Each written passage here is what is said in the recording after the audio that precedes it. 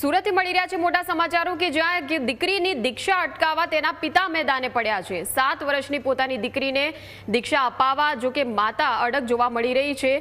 દીકરીના પિતાએ ફેમિલી કોર્ટનું શરણ લીધું। પિતાએ દીકરીની દીક્ષા રોકવા માટે પત્ની વિરુદ્ધ અરજી કરી। ફેમિલી કોર્ટમાં 22 ડિસેમ્બરે હવે આ મામલે સુનાવણી હાથ ધરાશે। દીકરીની દીક્ષાને લઈને વિવાદ ઊભો થતા પતિ પત્ની બંને અલગ રહે છે। માતા દીકરીને લઈને 6 મહિનાથી અલગ રહે છે। 8મી ફેબ્રુઆરીએ મુંબઈમાં દીક્ષા મહોત્સવ યોજાશે।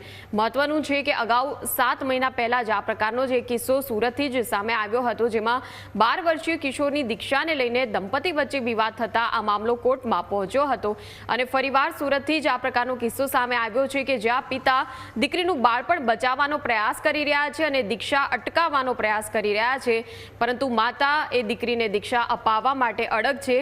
કાયદો એવું કહે છે કે બાળક 18 વર્ષનો થાય પછી આ બાબતે નિર્ણય લઈ શકે। માતા પિતાની જો સંમતિ હોય તો જ આ કાર્ય થઈ શકે। 8 ફેબ્રુઆરી 2026ના રોજ મુંબઈમાં જે જૈન સંપ્રદાયનો જે દીક્ષા મહોત્સવ યોજાવાનો છે અને જેમાં સુરતની સૌથી નાની એક દીકરી છે તે દીક્ષા લેવાની હતી। 7 વર્ષની દીકરીની દીક્ષા પહેલા જ એક વિવાદ સામે આવ્યો છે। પિતાએ કોર્ટનું શરણ લીધું છે, કોર્ટમાં અરજી કરી છે કે દીકરીને દીક્ષા લેવડાવવા દેવામાં ન આવે, પરંતુ માતા છે અડગ છે।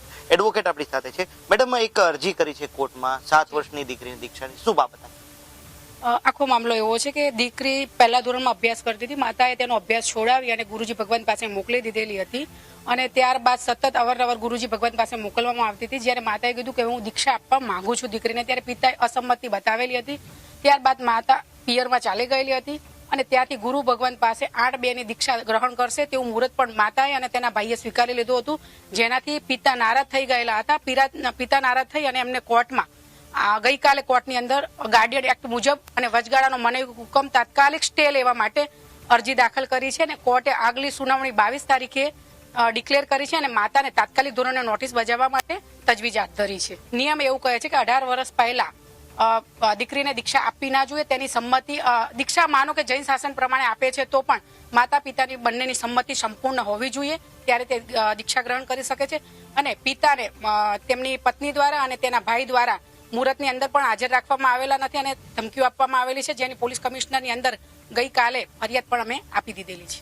ડાયરેક્ટ પિતાના કોલ પર ધમકીઓ આપી રહ્યા છે કે તમે આ કેસ પાછો લઈ લો, પરંતુ પિતાએ છેલ્લે એવું કહી દીધેલું છે હું સુસાઇડ કરી લઈશ, મારો પરિવાર તો ચાલ્યો જ ગયેલો છે, પરંતુ મારી દીકરીની દીક્ષા નહીં થવા દઉં। અને બીજો પુત્ર છે જેની ઉંમર પણ 5 વર્ષની છે। માતા એવું ઈચ્છે છે કે દીકરીને મૂકી દઉં અને તેની પાછળ મારા પુત્રને પણ આપી દઉં 7 વર્ષે અને હું પણ ચાલી જાઉં, જેથી પિતા આ કેસમાં સદંતર વિરોધમાં છે। એટલે આવી દીક્ષા હાલના સમયે ના થાય તેવી મારી નામદાર કોર્ટને તેમજ જૈન સમાજને અપીલ। માતા છેલ્લા 6 મહિનાથી અલગ રહે છે અને માતાની એક જ જીદ હતી કે તમે દીકરીને દીક્ષા આપવા દેશો તો જ હું તમારી સાથે સંસાર કરીશ અને તમારા સાસરામાં આવીશ।